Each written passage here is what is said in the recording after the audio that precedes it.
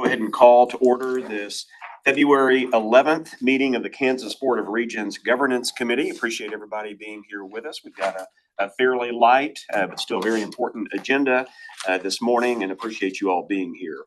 First action item is to consider the January 14th committee minutes. Would ask for any discussion on the minutes. If not, would entertain a motion to approve.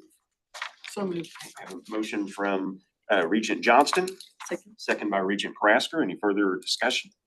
All those in favor say aye. Aye. Aye. Any opposed? All right, minutes are approved. All right, we are fortunate today to receive the campus security and IT report from the University of Kansas and the KU Med Center. So I'm not sure exactly who's up first, but I'll turn it over to you guys. Appreciate you being here this morning.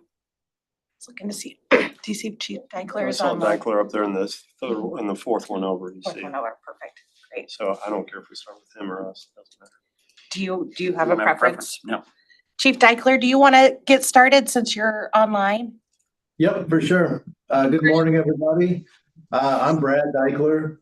With me is Major Mike Odeling.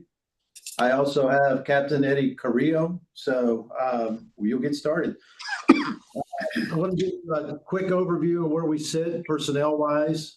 Right now, I've got about 60 employees, 45 police personnel, and probably about 20 civilians.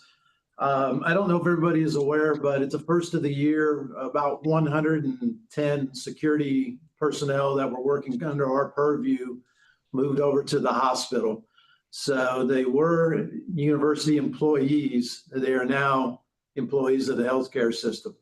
And they're still sitting at about 100 people over there, but it was a really big change for us. We work closely with them, but they're no longer working in our structure.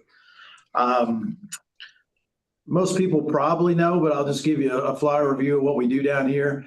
We obviously patrol the university property and the buildings and the structures and the campus. Our main goal is to make sure the folks that are going to school down here can do that safely. We work in a space that's about 39th and State Line. I worked across the street in Kansas City, Missouri Police Department for 31 years and grew up literally like 2.5 miles from here. We're in a very busy space. So our main goal and main challenge is to make sure that the young people that are going to school down here can be safe. We spend a lot of time on that. The folks going to school here spend a lot of time in the hospital, which is where we spend most of our time. There is a significant uptick in engagement with medical staff, primarily assault and batteries. We do a lot of these every day. Eats up a lot of our time. We spend a great deal of time in the ED. We spend a ton of time providing proactive rides and escorts and making sure people can get from A to B. We have a very large expanded blue phone system down here. Our communications unit gets lots and lots of calls for escorts and that type of thing. But our main goal here, especially with the university young people, is just to make sure they can come and do what they're supposed to do here without feeling, at risk. So that's primarily what we do. I want to talk about a couple of things that I'm pretty happy about.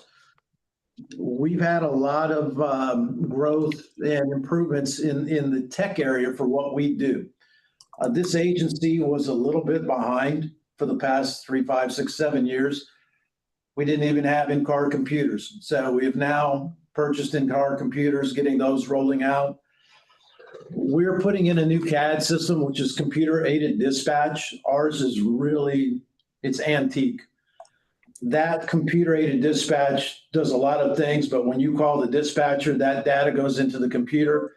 And if that system is as ancient as ours is, it makes it really hard to extract data efficiently. So we're doing an upgrade. In fact, we finalized bids. We'll probably have this thing at least being put in within the next 60 days or so. It takes about a year to get this thing plugged up. It's a lot of data transfer. But I think by the time we talk to you all next year, we should have a new CAD system in. The other thing that we've made some improvements in the tech area is we put in flock cameras in the last 4 or 5 months. Those flock cameras are license tag readers. They've had a massive, massive impact on our campus. This is a really, really tough space for stolen autos. You were incredibly likely to come out and see somebody trying to mess with your car. A year ago, our stolen auto reduction, and I'll let Captain Carrillo talk about that when he hits the investigations piece, has been epic. And I attribute a lot of that just to the cameras. We've worked closely with the Stolen Auto Task Force in this area, which is multiple agencies, but these cameras have had, in 36 years of being a cop, this is about as impactful thing as I think I've ever seen. Being able to not worry about your car being here is actually quite nice. So that's been huge. We put in new body cameras about this time last year. We work with Axon, which is the folks that own Taser. That's been a big upgrade. We review body cam film daily. And in our line of work, that's a huge thing, being able to save it, have it ready if needed. We work with the Wyandotte County prosecutor a great deal. The body cam footage is huge. And the upgrade in the body cam for us has been really nice. I do want to talk about a few things with personnel. We've hired 3 managers, civilian non-police managers in Fleet, Civilian Oversight Administration, which is our records unit, primarily policy. We've also hired a new manager in dispatch. We got lucky, and I don't know if I could have hired 3 better administrative people. The civilian non-police side, kind of behind the curtain piece, is huge. And we hit home runs, so I'm like super grateful that we landed some really good people. One of them's a former chief of police. He's running the administrative piece for our records and policy and Fleet. So we've had some really good fortune there. A couple of things I want to talk about, and I won't spend a lot of time because the other 2 guys here will talk a little bit about it. We're at the tail end of our 4-year cycle for our CLIA accreditation. We just had the on-site in October. Came through quite well. We all have to go to Tucson next month to finalize that. The CLIA accreditation at the 4-year cycle, they really kind of get under the hood. And they take a strong look at your agency, and we came out quite well. So I'm very happy with that. The other thing I want to talk about just a bit is we have been working with the surrounding agencies in this area, primarily KCK. We're out with KCK on Thursday. The FIFA piece and the World Cup is just about here. There's going to be a base camp in Kansas City, Kansas. We're expecting a big uptick in people. We think the Med Center is going to be very busy. We're working closely with all of the county police agencies. There's a lot of cooperative going on down here. We have no idea what this is actually going to look like. But the only thing that we can glean from talking to the feds and the state and the local folks is, hey, we think you're going to be really busy. That's about the best they can tell us. We've done multiple tabletops. We've interacted with all kinds of agencies to make sure everybody is well prepared. Like I said, I came from Kansas City, Missouri. I talk to them a lot. They're as in the dark as anybody. Nobody knows what to expect. So we've prepared the best we can. And I guess we're going to find out here in a few months if we're ready. I honestly feel like we are. The other piece I want to talk about is we're doing an education initiative, as is KU Lawrence. They're, I think, ahead of us a great deal in active threat. We're working with Kristen Kalita, who is our EM manager for both campuses. We're trying to roll out an educational piece for active threat. And I think we're building something that's going to be very strong. We're still in the early stages. I hope when we talk to you next year, we can report back that we've done a great job. I feel like we're a little bit behind, but we're catching up quickly. And I know KU Lawrence is ahead of where we are. But I think we're going to get there. And by late spring, early summer, we will have rolled this out. And I think it's going to be a very good education initiative. I'm going to stop there for a second before I hand it off. Any questions so far? Any question? Yes, we have one. I was wondering if we have additional security during the critical months like April, May, June, July timeframe when the World Cup traffic is coming in. Are we only relying on the core staff, or are we thinking about hiring additional security? Well, okay, very good question. And let me segue just briefly to that. No additional hiring for security for our agency. I'll be very frank with you. All agencies are down in staffing. We're in a tricky space.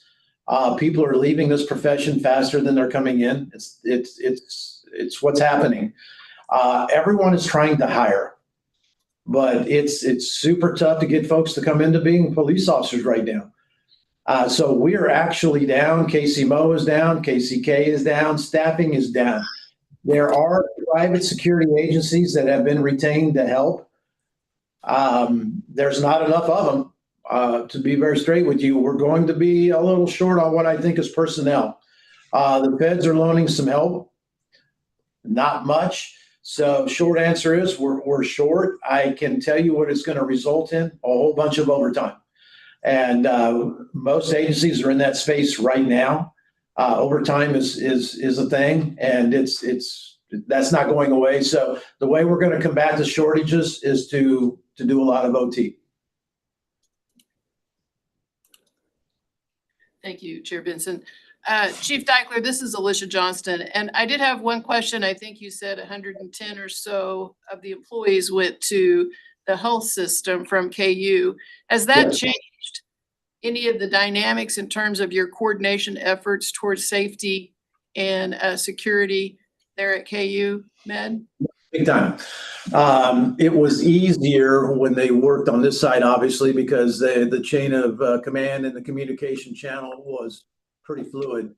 It has gotten a little chewed up because of the two different entities. We are working on that. I can tell you for sure it's been a little tricky.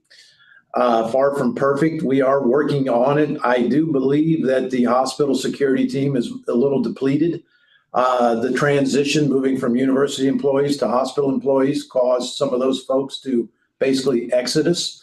So they're fighting really hard to get their numbers back up. They're not there. Quite honestly, we find ourselves supplementing them instead of them supplementing us because they are pretty short.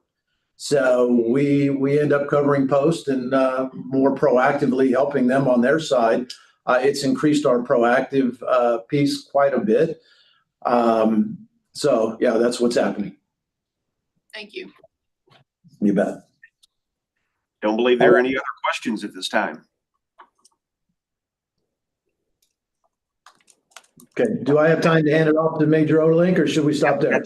Absolutely. Okay. Thank you. All right, I just had a couple of things.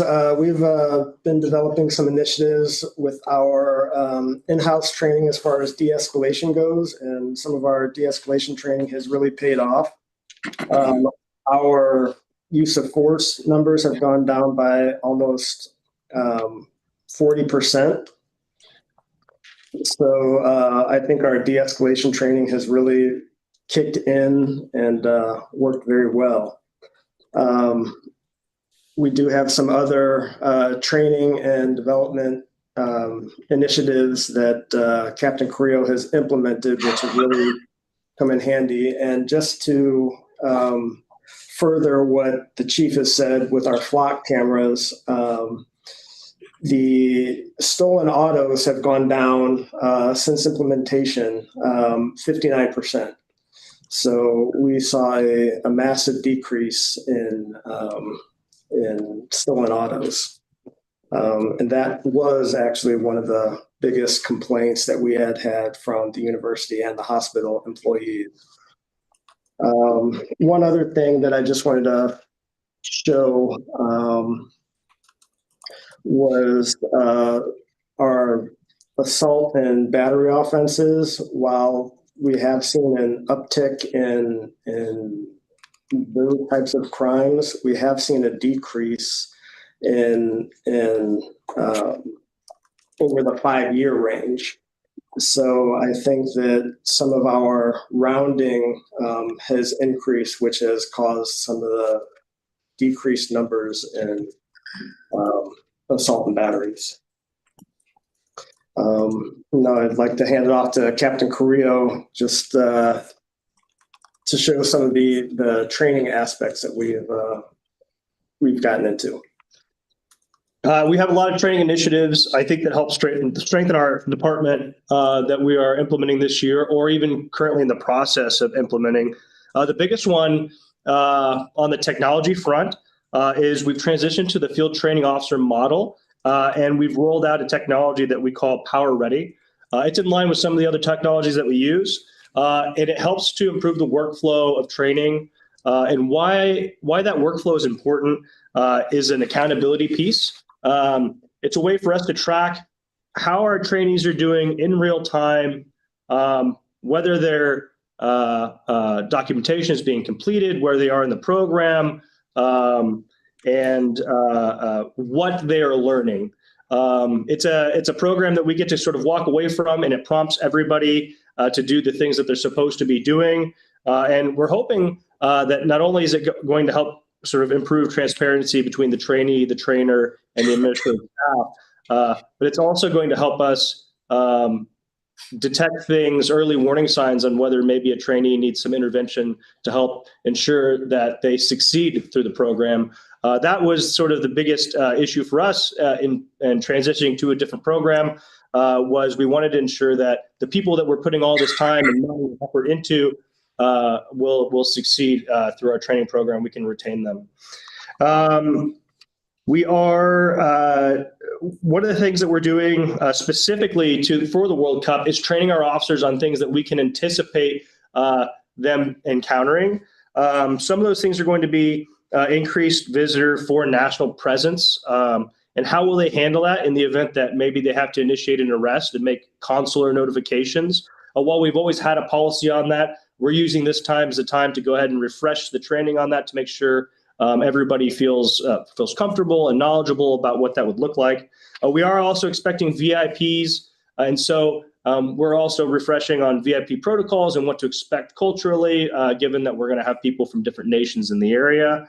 And then, we recognize that we have a whole generation of new employees, new staff, new students who didn't grow up in the 9/11 era post the terrorist attacks, and so they didn't get to take for granted the anti-terrorism early warning training that we all had from early grade school to the media to the workplace. And so we are actually hosting for our university and our health system partners a terrorism awareness training. We've partnered with the local fusion center in order to do that so that we can go ahead and preempt some of that education. Let's see, so there is some crossover. So I'm in charge of training and investigations in our detective. And so some of what we're doing in that same space is we're attending regular meetings and tabletops where we share regional intelligence and we do emergency planning. And we make sure everybody's on the same page, especially the universities on the same page with what our local partners are doing.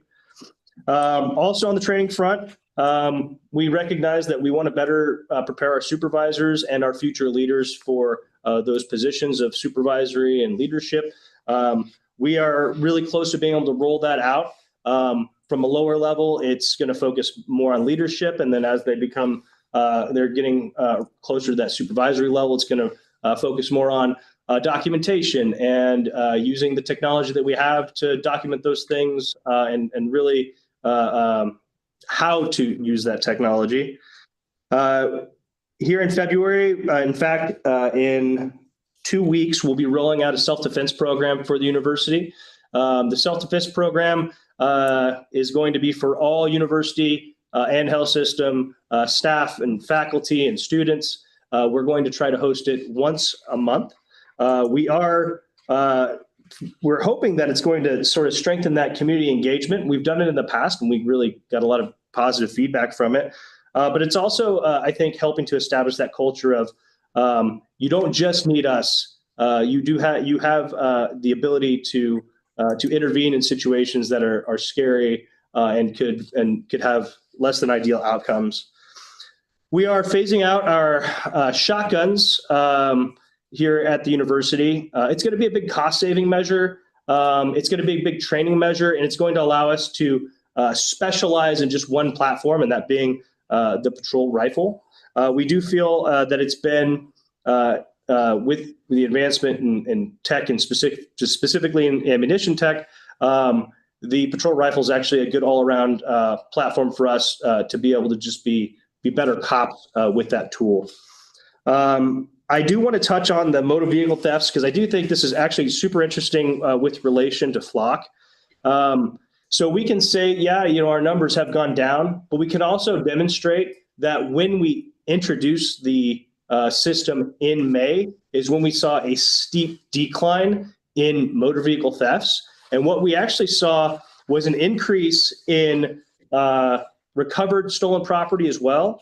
And from 2018 to 2024, or rather from 2021 to 2024, when we were recovering that stolen property, because oftentimes what would happen is people who are going to steal our stuff show up in stolen stuff to drop off so they can replace it with new stolen stuff.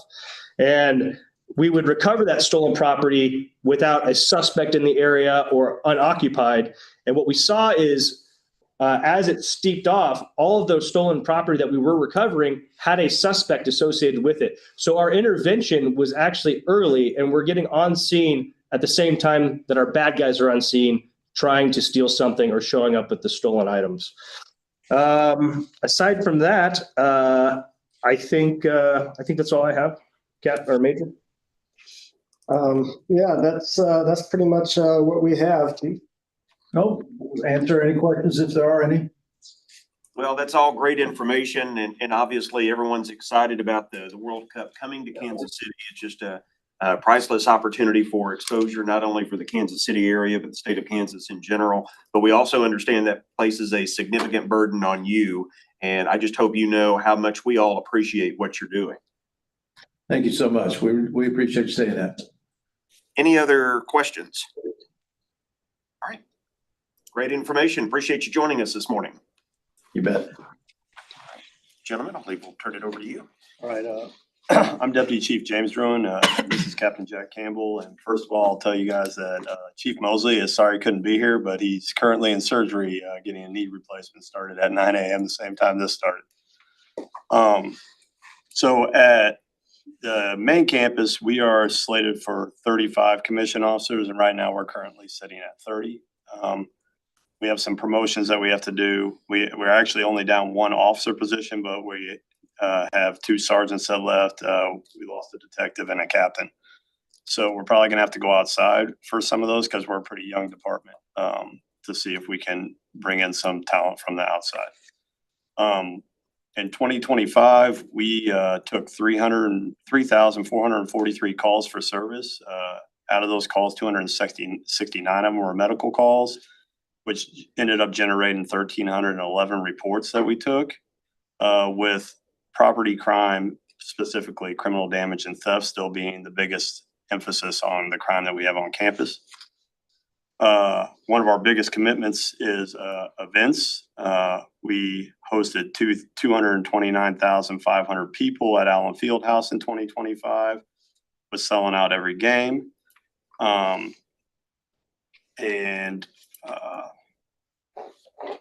We also have had a huge increase in extra duty assignments, people requesting police to be at their assignments, with a total of 400 of those. A big emphasis is that we provide security down at the boathouse for rowing practice because of the homeless population and issues they've had down there. Every morning they have a police officer down there for that. We had generated operation plans outside of athletics for Turning Point USA. Riley Gaines came on April 9th last year. The only thing we had was a counter protest going across the street, but no real major issues from that. Obviously, we have a ops plan for commencement, but with that, we didn't have any issues there. And then the Chabad House on November 2nd opened their grand opening there. And we helped partner with Lawrence PD to provide security for that grand opening. During 2025, we had 3,235 extra patrols. That's us doing extra walking through buildings at night to make sure people aren't in there when the buildings are closed. Places that even Strong Hall and stuff think that there's going to be a security problem, that we, over a 2-week period, we make sure that we have a presence there to help everybody feel safe. And then we have football season. First year back in, what we say, Julie, 2/3 of a stadium. Well, it was full, 2/3 It was new. full, yeah, 2/3 new, which required us to redo the security protocol, because now we have 3 levels that are all accessible. So we had to add we added more police officers from outside, because the Big 12 added the rule that anything that lands on the field can cost, it's a huge fine. It's a huge fine. So now our student section, we have police all in front of the student section, all around the student section, to try to avoid any of those fines. And we kept them for, I think that started after the Texas Tech game, and that security will remain on into this season. And now we're going into a new season where we're going to have to redo our security plan, because we're waiting to find out what that other side's going to look like, except for we know it's not going to be fully rebuilt by then. And then us too are preparing for FIFA. Mainly Captain Campbell's been in these meetings, multiple different types of meetings. It hasn't been official, but we are pretty sure that we're probably going to end up with a team that's going to base camp at Rock Chalk Park, which is going to require a lot of personnel from us. Like Brad said, a lot of overtime hours to be able to provide security for it, along with the city. And since they have 4 teams now that are supposedly going to be unofficially in the Kansas City area, and they're preparing for 3, everybody's pulling police officers from everywhere. So it'll be interesting the up and coming months, but trust us, we'll get it done. Will Argentina be in the base camp here? Argentina. Not in Lawrence. Add a new country to the mix. And They're in a better when will mix. you know if there's a 4th team?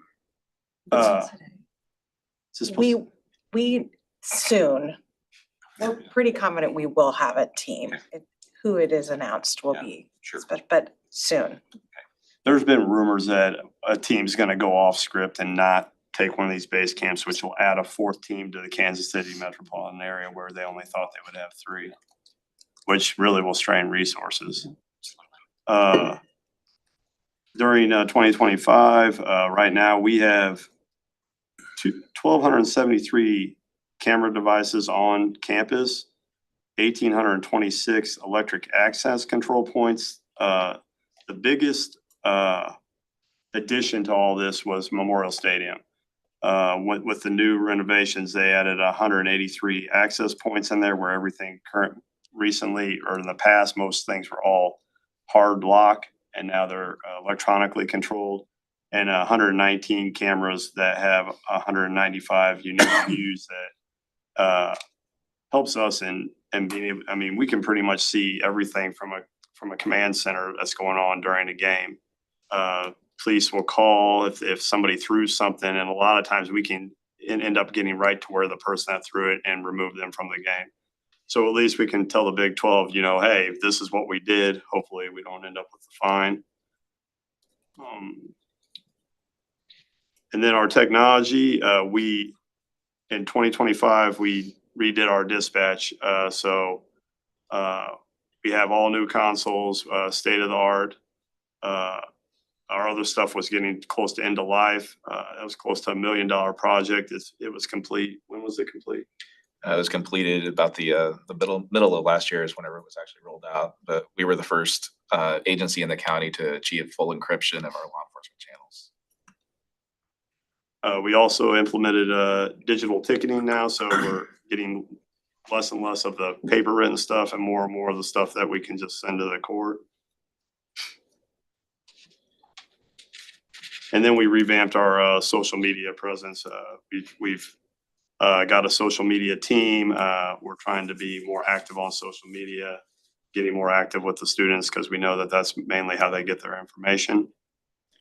And just like Chief Deichler mentioned, KU Emergency Management, that was in 2024 and partially in 2025 was under the police department, is now part of the 1KU initiative. So Kristen at the Med Center is in charge of all emergency management. So we've partnered with her on helping with active shooter, and we're currently helping make the plan universal between our plan and their plan. And I'll turn the rest of the stuff is under Captain Campbell's unit, so I'll let him talk about that. So active threat and alcohol education are still our two biggest training programs that we offer to staff and to faculty and to students. That's been pretty much the same ever since I've been at the university. We expect that that's going to continue all the way through 2026 due to the number that we've had scheduled so far, and also the ones that have already been scheduled for this coming year. We are also going to see a lot more especially active threat training. We've been working with the medical center to kind of expand the reach of that. And they are also going to help, particularly emergency management is going to help us do some of the promotion and organization of those training programs in order to get them out to as many people as we possibly can. Our officers also received extensive active threat training this past year.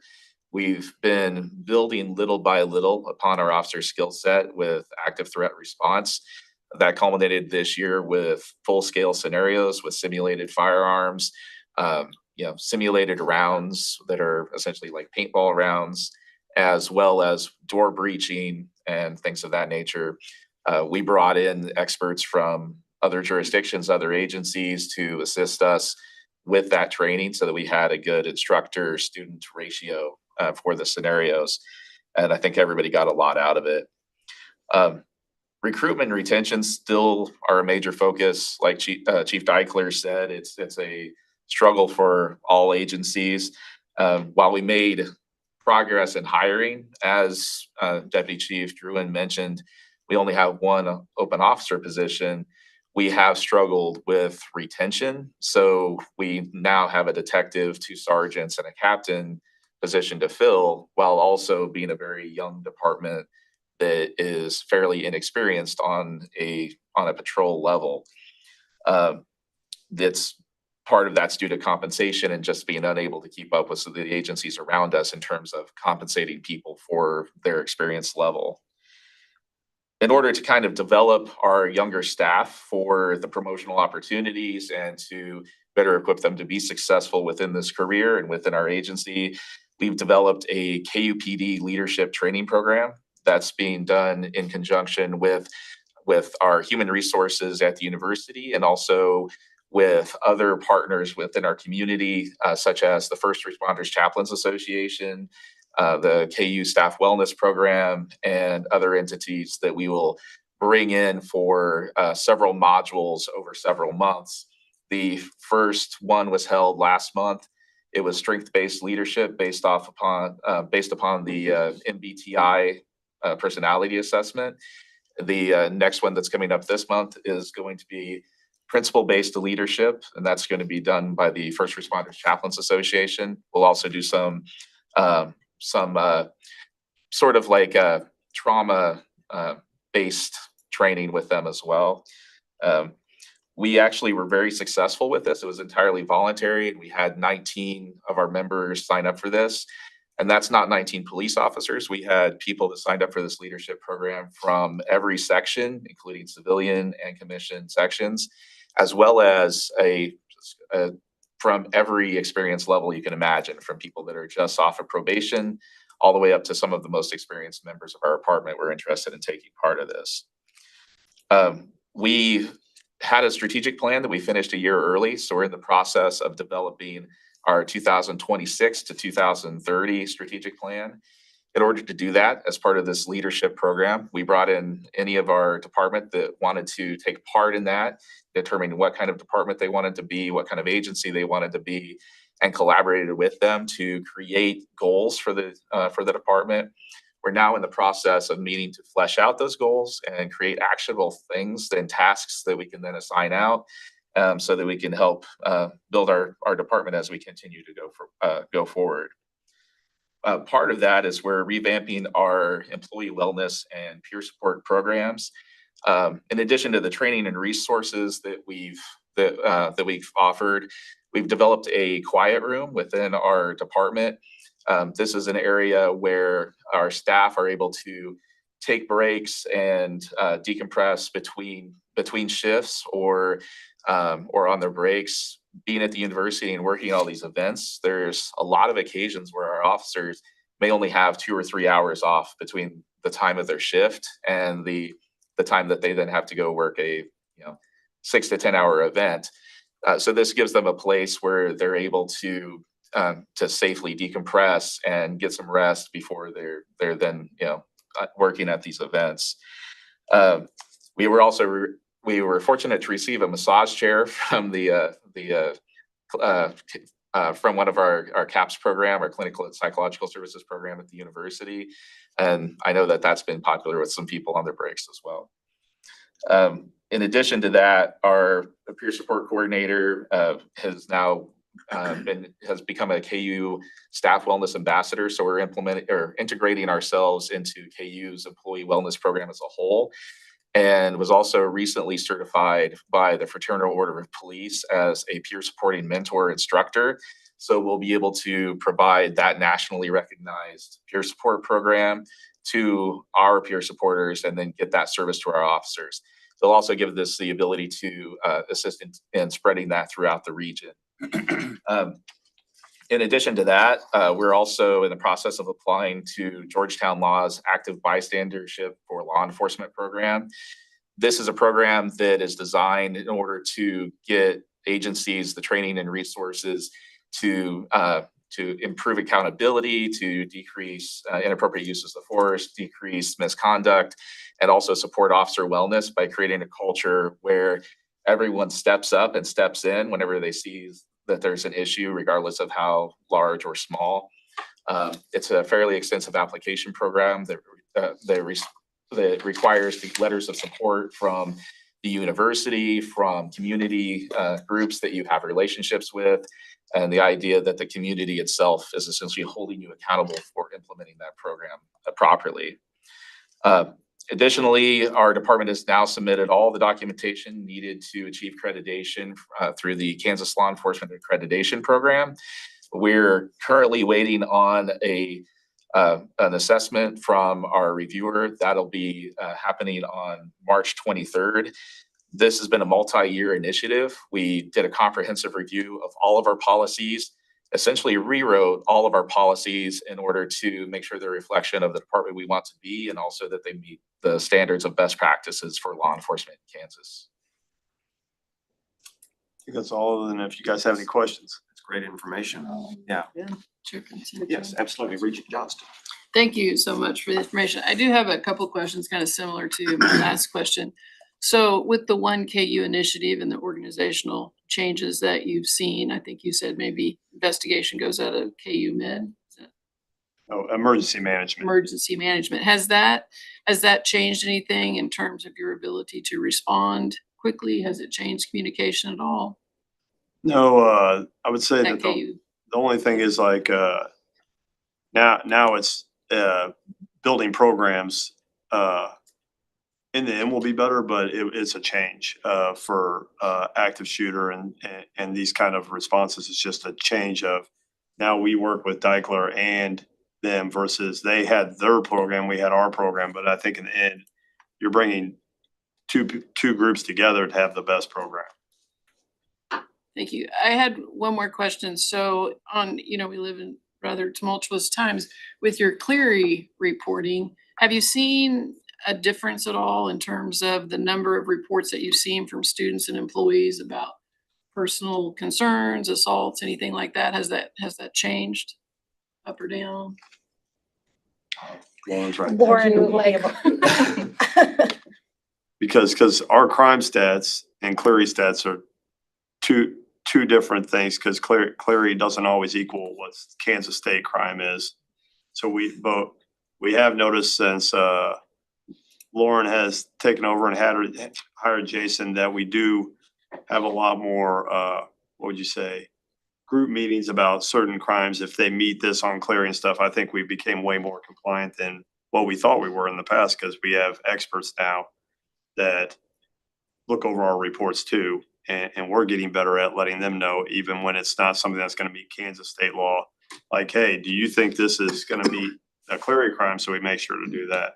So I'd say that we've gotten better in the way that our, and more accurate in our Clary reporting than what we were years ago. I would also say that you had mentioned the tumultuous times, that I think where we've really seen the reflection of that is in a lot of our extra duty assignments.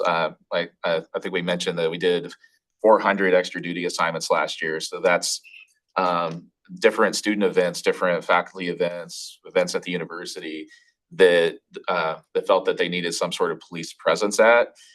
So you're talking to more than one a day that, that sometime at one point last year we had 3 going on the same evening, essentially. And between that and all the extra patrol responses that we've done and all the requests we received for that, I think that's where we're seeing the biggest reflection of things like that, is in the extra work beyond just taking a criminal report that people are asking of us. We're very grateful for their service. I think we have a student body as well as faculty and staff who are extra cautious and are probably feeling that tumultuous environment that we work in, that they do want to be able to have the event, have the discourse, have whatever it is that the event is trying to intend. But our partners in KUPD have been fantastic at stepping up and ensuring that they can have that safe event. So we're very grateful for their service. It is over and above what they do every day. So Thank you. you want to go, Lauren? Yep, probably a nice segue into Cleary, I guess. So I'm Lauren Jones McKellen. Thank you for having me today. I'm the Associate Vice Chancellor for Civil Rights and Title IX. And I came to KU in June of 22 after serving as a Title IX coordinator at 3 other institutions across the nation. I came in and we had a small team, and I've been fortunate to be supported to grow and provide stabilization for the office. We've grown into now we have 21 staff members, not including interns, law students, social work, doctoral students who want to come do their practicums with us, which we're very thankful that everyone wants to give us that free labor, right? So just to run through what our office really does, because every Office of Civil Rights and Title IX is just a little bit different. There's no dictated coverage for us. We are responsible for receiving all of the reports for discrimination, harassment, sexual violence, and related retaliation. We are a 1 KU office. We became a 1 KU office in June of 23, officially. And since then, we've just continued to grow. We received the reports for the 16 protected identities for discrimination, harassment, sexual violence, related retaliation. We do those investigations if someone chooses to file a formal complaint. We also oversee Cleary as well as Drug-Free Schools and Communities Act compliance for the whole institution. And we have an informal resolutions team, external affairs, and impact and belonging groups. We, let's see. So kicking it off with Cleary, probably the best place to start here. We now publish 3 Cleary annual security and fire safety reports that cover all of the 12 Cleary campuses. Cleary campuses are of course different from HLC, or more traditionally thought of campuses. The requirements for a Cleary campus are that they must be at least 1 mile as the crow flies from the main campus for that grouping. They have to have students frequently use the space. We have to own or control per written agreement the space, which is why Leavenworth does not count, because we don't have that written agreement. They have to have an organized program of study, which could include field trips, such as KU's field station. And there has to be at least 1 person on site serving as sort of an administrator for the institution or the program. We've also identified 1,241 campus security authorities, or commonly called CSAs. Campus security authorities are determined by their by the role they play on campus. So they either have to have a very clear concentration on security and safety. They have to have significant interaction with students or our campus activities, oversight of some disciplinary process, or they have to be in an office that people would traditionally go to submit reports, like the Office of Title IX or compliance or student affairs. We are very thankful that we have, in 23, we hired Jason Goodman as our Director for Clery Compliance, and he has earned his Clery Compliance Officer certification. And also in 2025, he was 25, just kidding. He was named the National or NACOP, NACCOP, National Association of Clery Compliance Officers and Personnel. He was named their Clery Compliance Officer for the year. So we're really excited for that honor for him. So that's what I have on Clery for you. Shifting to Drug-Free Schools and Communities Act compliance, we have just published and distributed our second biennial review report. It was out in December per the requirements. This year, we really focused on increasing the opportunities and resources for folks around the whole state to receive more local and centered care and options that may be most beneficial for them depending on what they're experiencing. We also work very, very closely with various campus partners through the reports and the investigations.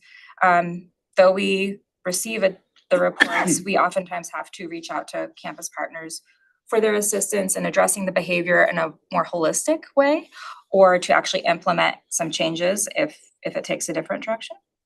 Those campus partners are oftentimes, of course, PD, who are here with us today. Compliance is right there with us, HR, student affairs, faculty affairs, the ombuds, and we rely very heavily on our general counsel's office, of course. For our impact and belonging teams, they have provided a ton of trainings as well as tabling opportunities. They provide the tailored aftercare to address the issues once we receive a lot of reports in a space. So that could be climate surveys, it could be tailored content review, it could just be helping with restorative justice sort of situations. Very similar to what Deputy Chief Druin shared, we have also revised our social media postings and a lot of our distribution notices to make sure, A, they're meeting the compliance requirements that we may have through Drug-Free Schools or Clery or Title IX or now Title VI, but also so that it's digestible for students and we're not just sending out these massive reports that we sort of know most people are probably not gonna spend a lot of time reading.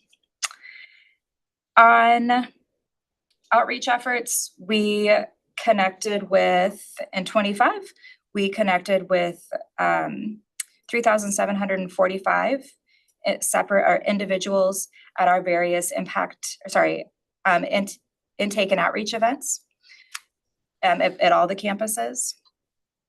We connected with 967 folks specifically at the Lawrence campus impact and belonging events, and 2,147 people at the KU Med impact and belonging events. And with that, I have more numbers I could share, but I'll open it up for questions if that is a better way to approach this.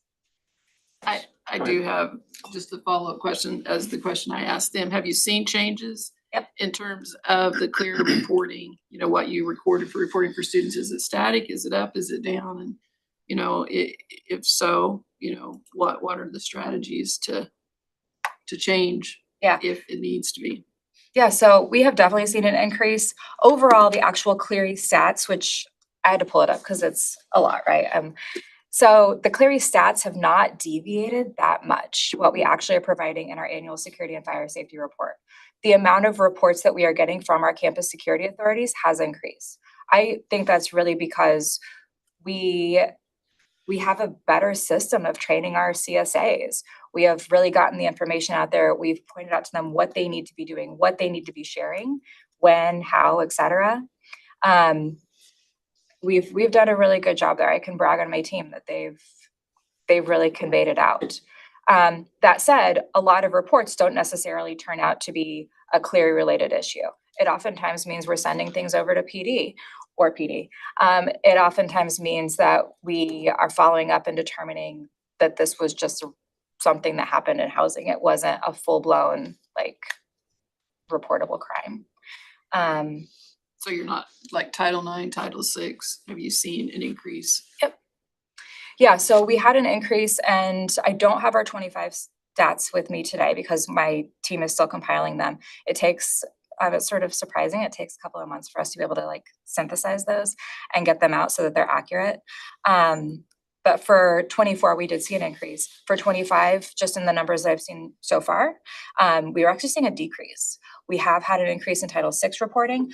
However, and this is something that we'll be sorting out, was there an increase in Title VI reporting because of the changes in the federal government handed down to us and how we should be counting Title VI things? Or is it because we truly have that increase in behavior? My guess is because greater attention was paid and more folks knew they should be reporting. It's been in the news, whereas like Title VI was never anything people that, talked about in the newspaper much before then.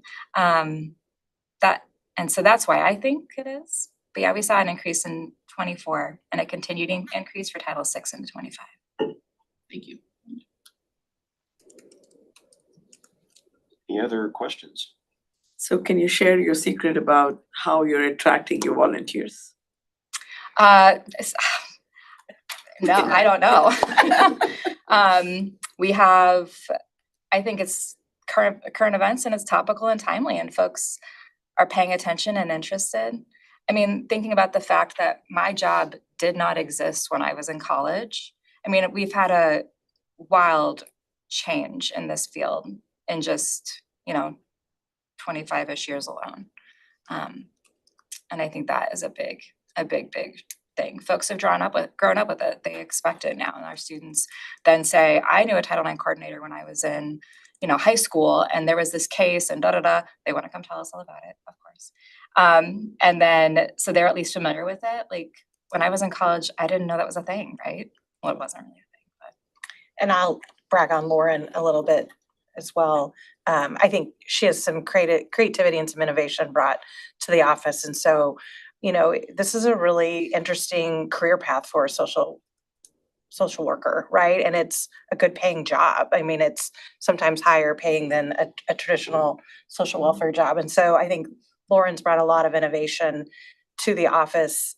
Prior to Lauren, we had, and these jobs are Title IX offices, have a lot of turnover. They're hard jobs. They hear a lot of tough topics, and kudos to Lauren. We have really stabilized our office, have had very limited, if any, turnover. And I credit Lauren and that leadership because that was not something we had experienced before she came to KU. So grateful for her. Any other questions? All right, well done. Chair Benson, thank you. Regents, I appreciate having the opportunity to speak with you this morning. My name is Ed Hudson. I'm the Vice Chancellor for Information Technology and CIO for the Lawrence and Edwards campuses. I'm going to provide you a brief summary of where we are from a technology and cybersecurity perspective, and then give you our top successes, ongoing risks, and where we stand from a compliance and governance perspective, and then recommendations that we have.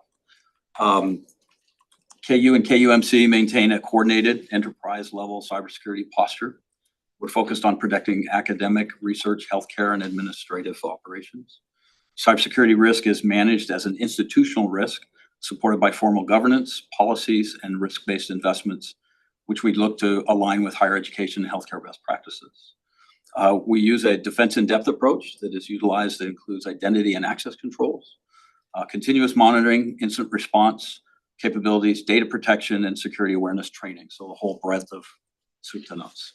While cyber threats continue to evolve, KU campuses demonstrate a maturing, proactive, and continuously improving security posture, which is designed to reduce risk, ensure resilience, and support our university's mission.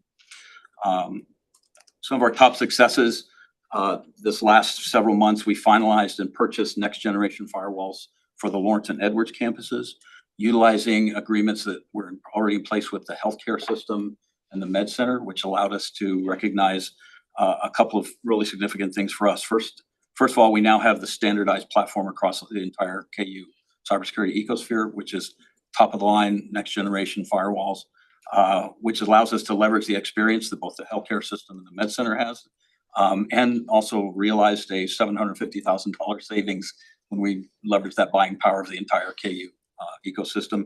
We also included language in that agreement that other Regents institutions are able to take advantage of aspects of that. We have a fairly capital project around identity modernization and purchased an identity warehouse solution recently, which will allow us to have students, faculty, and staff moved seamlessly across all three parts of the organization at its completion. And this was driven in part by the 1KU initiative to say, how do we move equitably across and have these different identities? This identity warehouse solution will allow us to do that. It'll give a single point of truth. We've designated under the 1KU program a single individual who is responsible for security across all campuses. Jeremy Pennington, who was the CISO for the Med Center, is now the CISO for both the Med Center and the Lawrence and Edwards campuses. KU and K-State are collaborating right now for most favorable pricing terms and standardizing on endpoint protection and endpoint laptops so that we can leverage the buying power of both those organizations. And again, we're looking to include language in that ultimate contract that will allow other Regents and institutions to purchase under that. Our ongoing risk remains cyber attacks, insider threats, AI, and changes in reporting laws and privacy. These are things, the examples of these would be ransomware, phishing, malware, export violations, things like that. We're seeing a rise in automated attacks under AI, so we're spending a lot of time on how we're going to combat that. Those mitigations include multi-factor authentication, awareness, continuous monitoring, data tools, the way that we architect our network for what's called zero trust, and still trying to have a flexible architecture and framework so we can meet the changing regulatory requirements. I'm sorry to interrupt you, No, but ma'am. are our systems on-prem or cloud Both, or both? both. We have a combination of both across both. And where are we seeing more threats? Where are we seeing more threats? We're seeing two things right now. We're seeing an increased sophistication in phishing. It used to be the ubiquitous Nigerian prince, send me some money, or Chancellor Gerard wants you to go buy a bunch of That's cards. user education. We're now seeing very sophisticated threats that will mirror our login pages and then trick people into bypassing MFA. So a lot of the next generation firewalls and our new security incident and event management tools are tuned to recognize that kind of threat. Plus, we work closely with the various information sharing federal and state entities across our ecosystem. And I will also add, we are respectful of the fact that there may be some things that you're not able to discuss in an open meeting. So if you're, I recognize you that. plead the fifth, that's fine as well. Yeah. I think the other thing that, the network, I'm sorry, Dr. do Flynn. you have students getting the same network as Yes, employees? Are you considering, with all the devices and everything, yes. splitting that? That is the challenge of my job, is to figure out how to maintain that open environment for teaching, learning, and research, and yet have it segmented off so that we have those individuals doing research where we need to have that very open environment, but it is segmented and protected off from the business operations of the university itself. I think there's interest in that at other universities in our system, so that ought to be something you could maybe collaborate with Yes. on how to do that. The other thing that we see quite a bit of is that we spend a lot of time is around third-party threats. So we can build a very tight ecosphere and secure that. So what happens is the threat actors will then try and break in through our business partners who might not have. So a big part of our cybersecurity efforts are evaluating those business partners and vendors who will have access to our network or access to our data and make sure appropriate protections are in place. So we've been really maturing that over the last couple of years. Maybe certifications like FedRAMP certified. FedRAMP certified. We also use a tool called the HECVAT, which is a Yeah. higher education community Yeah. vendor assessment tool to assess and maintain compliance. We require them to update that every year, and with every new purchase that goes in place. From a compliance and governance perspective, independent assessments by Coalfire and Ruben Brown, which were sponsored by KBOR, have concluded that KU has established a solid and maturing cybersecurity posture, which is aligned with National Institutes of Standards and Technology. The opportunities that were identified through those assessments were used to prioritize investments, strengthen our governance, and reduce risk. Our recommendations are to continue investing in proactive information security capabilities that reduce risk by improving early threat detection, prevention and response, and proactive investments such as monitoring, preparedness, and validation of controls are cost-effective risk mitigation measures that help us avoid significantly higher cost financial, operation, regulatory, and reputational impacts if we had a major cyber incident. And I'll brag on Ed. Ed is on the board of EDUCAUSE, which is a really, I think, prestigious role for him and shows that he's a true industry leader. And so we're so fortunate to have him not only leading us at KU, but also he's a real thought leader in higher education space. So we're very Congratulations. fortunate to have him here at KU and in the state. I stepped away from our board meeting today to make sure to do this. And I'll open it for any questions from. Any questions? Yeah. Lots of great information this morning. Yeah, just please know how much we appreciate all that you all do, because we know it's a huge task. Thank you for keeping our students and our faculty and our visitors safe. Thank you for the opportunity. You bet. Anything else to come before the committee this morning? All right, hearing none, we will stand adjourned. Thank you all. Really good. Okay. Great job, everyone. Thank you online. Thank you.